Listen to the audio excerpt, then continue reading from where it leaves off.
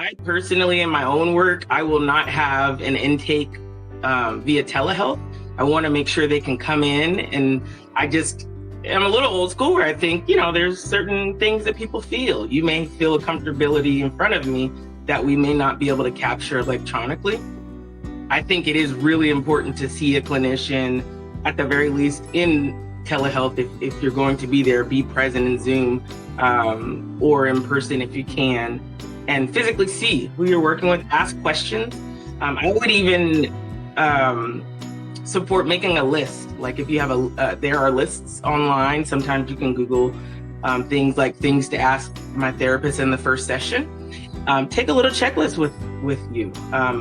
If there are things that are really important to you that may make or break the rapport that you have with that clinician, by all means, take that into your initial session to make sure that it's a good fit, and continue to reassess. If you've been seeing them for 3 months and you thought they were nice, but you feel like you're going nowhere, I think it's important even later on to say, hey, I enjoy our time together, but I don't know if I'm making enough progress. Can we potentially work on something else, or is it possible for you to refer me elsewhere? And that's a conversation that can be had as well. Again, we might not be the best fit, and we don't take it personally. Just don't be afraid that you're going to hurt our feelings if you say, hey, I don't think I'm progressing enough, or I don't think this is a good fit, for various reasons. We are used to it. We are trained how to deal with that kind of situation, so we don't take it personally. Yep, and I love what you said about the cultural humility part. That's definitely going to be important across the board. Whoever you're working with, you want them to know you, and you want them to be respectful and honor whatever it is that your story contains. So I love that.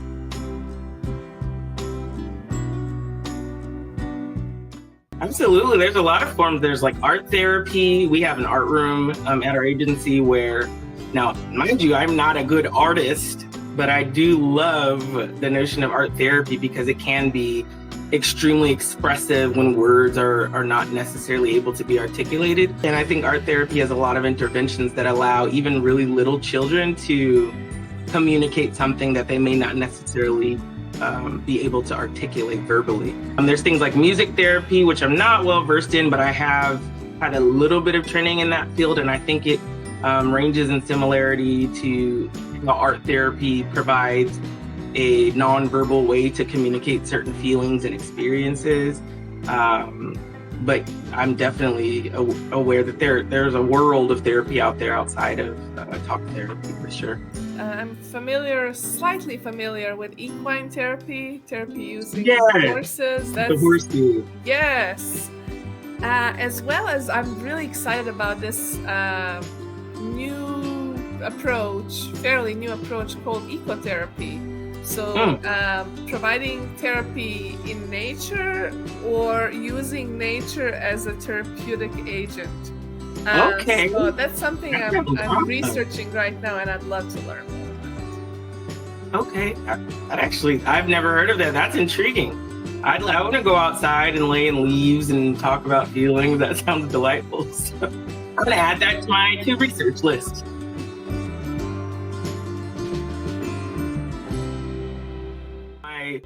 My old sage, kind of my Yoda, one of the kind of OGs at our agency, he always says, our job is to work ourselves out of a job, right? Yes.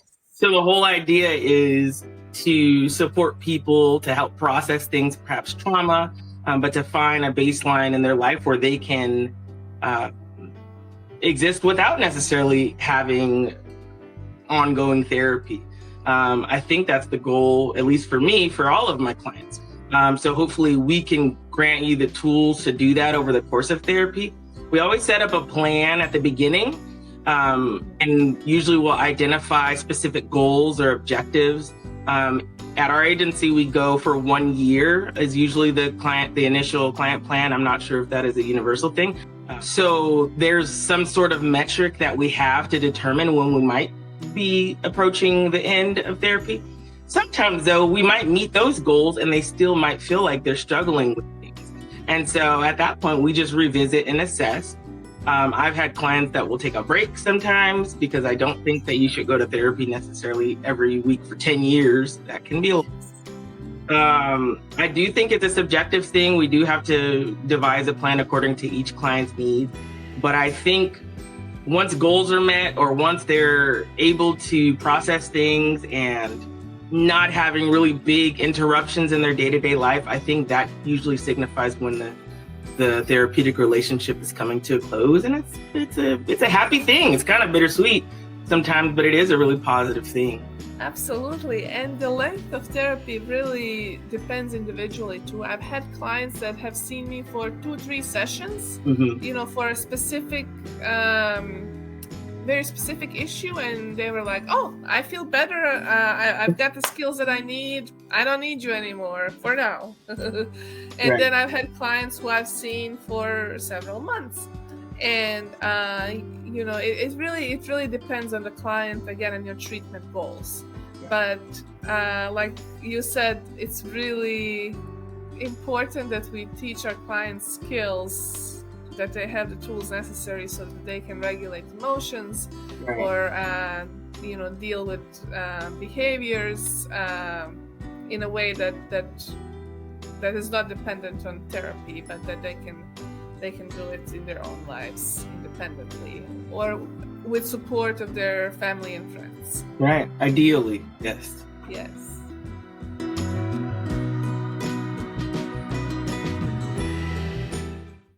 I think it's important for clients to determine what regular life looks like for them, right? For them to plot, okay, if, right now I'm having panic attacks and I'm having these experiences, but ideally I want things to look like this for me, whatever their plan is. I again think it's very subjective. I think that we have to set up something that works for that particular person, because what works for one client is not necessarily going to look the same as they transition out of therapy for another client.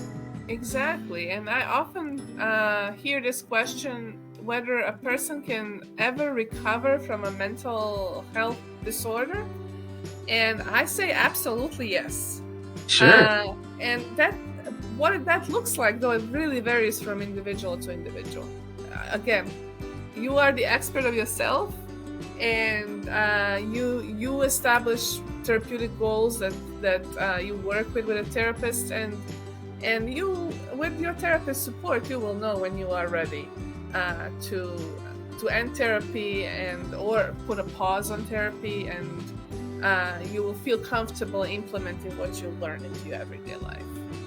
Yeah, and that goes back to that communication. I had a client, a high school client who I'm really proud of, has come a long way. And I went to see her one time last month, and she said, yeah, I think I'm good. I said, what do you mean you're good? I think therapy has done all that therapy's going to do, and I'm feeling like a whole grown up now. So I think we can wrap up at the end of the school year. And I'm like, good job. Like, for you to feel that, but also communicate that, I think that does come from a place that we've had a good rapport. She feels comfortable, but I do think that they know when they're approaching that point and they're genuinely feeling improvement and feeling self-sufficient, usually they are able to communicate that. And I love that moment. Again, bittersweet, but I love that moment. That's what we're here for. And you mentioned about how people can overcome mental illness. And I think we're both examples of that, right? We've both had actual struggles with mental illness. We connected through Stop Stigma, sharing our mental health struggles. And then now we're on the other side of the couch helping people the way that we were once helped. So I love being able to tie in our origin story in that kind of journey of hope,